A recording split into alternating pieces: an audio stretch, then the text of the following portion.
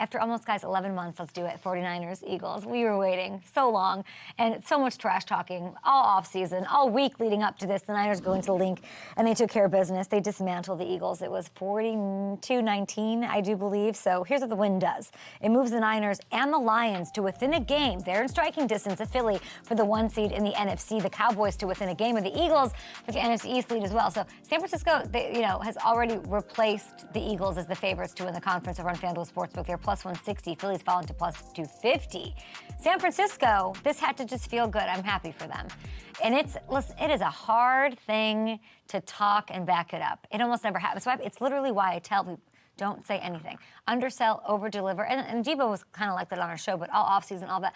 Like, to put it out there and to put all your thoughts about what this guy is and what that guy is and boo-hoos and whatever, and then to back it up in this fashion, it should get an award. It's a thing of beauty. And I talked about it. I understood why they felt the way they did after the NFC Championship loss. They did lose Brock Purdy. They wanted to be heavyweight versus heavyweight. But I also felt like all the talking was just adding more pressure for them to perform. I didn't love it for Brock Purdy, and they didn't give an F, and they just did their thing. And our guy, Debo, the most vocal, he finished with 138 total yards, 3 touchdowns, and he really just seemed to sort of savor every second of the game.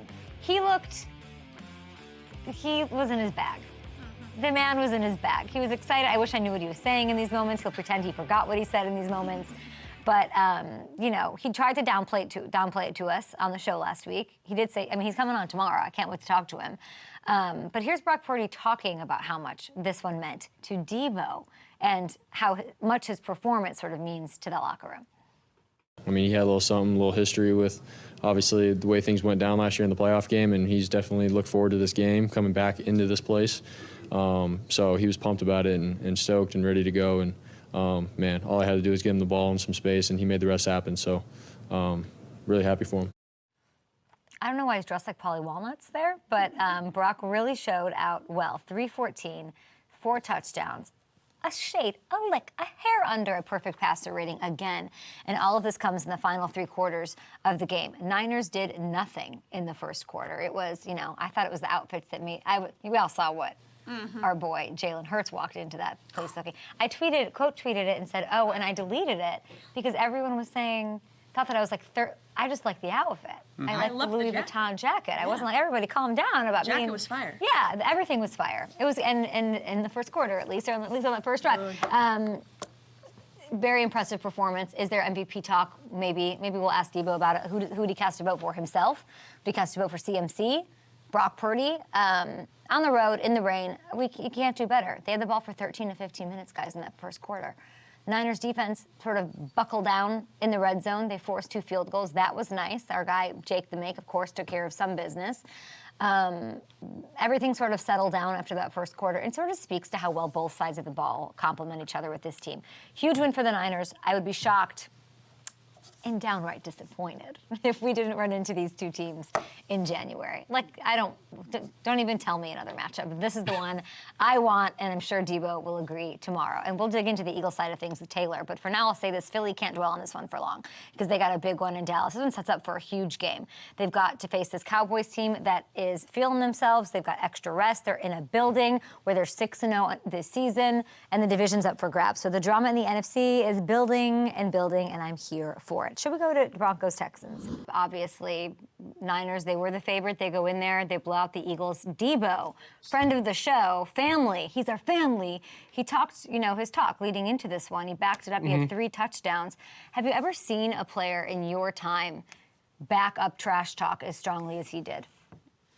No. Honestly, most of the times. Maybe run the table or relax. Maybe. Yeah.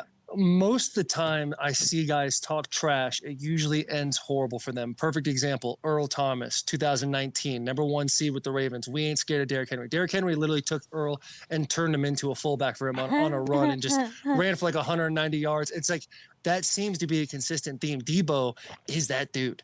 And listen, I know what I said on this show before. Brock Purdy is that guy.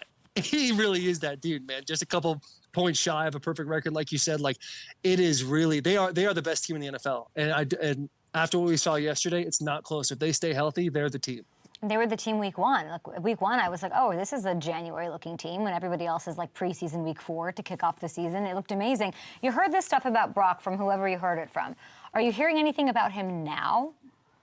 Like anything? Like when people. That source has gone cold. Okay. They won't text me back. I send them the stats. Hey, what do you have to say about this? And they're like, no response. Interesting. When people are hitting you up, like the Kittles of the world or the Warners or whoever, when they were like defending him, like that mixed with the performance, this is an MVP caliber player at this point, right? Look at the odds. Yes. Here. What do you think? Brock as MVP? I mean, if you look at that, I think Lamar should be a little bit higher, maybe even 2-2. But like, yeah, Brock has the aliens around him. And if they're able to play that well on defense, he's going to show out the way he does. He will probably win this MVP. I don't know about Dak. Here's what worries me about Dak. It's not him as a player. It's the coaching staff of situational football. And you saw it with the Seahawks. They almost lost that game. And they were down. They had to come back. That was great. But even their two-minute management and halftime and towards the end of the game when they threw it, when they should have been running the ball on a 4-minute drive, like that's the type of stuff that's going to get you beat and not get you that accolade at the end. Because, I mean, MVP should always go to the quarterback. It should go to the quarterback. But you need the wins. You need the coaches and the players around you to help you out. And Brock Purdy has it. He's got the coaching staff around him. He's got the aliens around him. And he definitely is a guy that can be the MVP. Hey, everybody. Thank you so much for watching. Subscribe right here. Do it now for the latest from Up and Adams.